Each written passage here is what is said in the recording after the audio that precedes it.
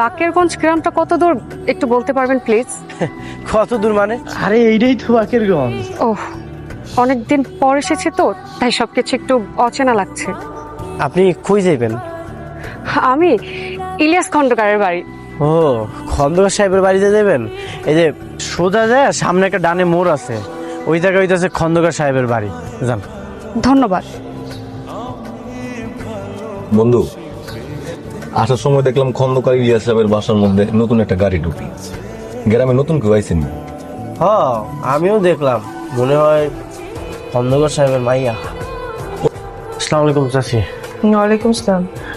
আমি তো আপনাকে চিনতে পেরেছি, আপনার সাথে তো আমার রাস্তায় দেখা হয়েছিল, তাই না?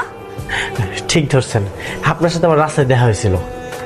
চাচি, আমি একটা খামে আইছি এই জায়গায়। আমি বুঝতে পেরেছি। হ্যাঁ, নিশ্চয়ই কোনো মাদ্রাসা বা এতিমখানার জন্য টাকা চাইতে আসছো। তুমি দাঁড়াও, আমি টাকা এনে দিচ্ছি। না না, আপনি ভুল বুঝতেছেন।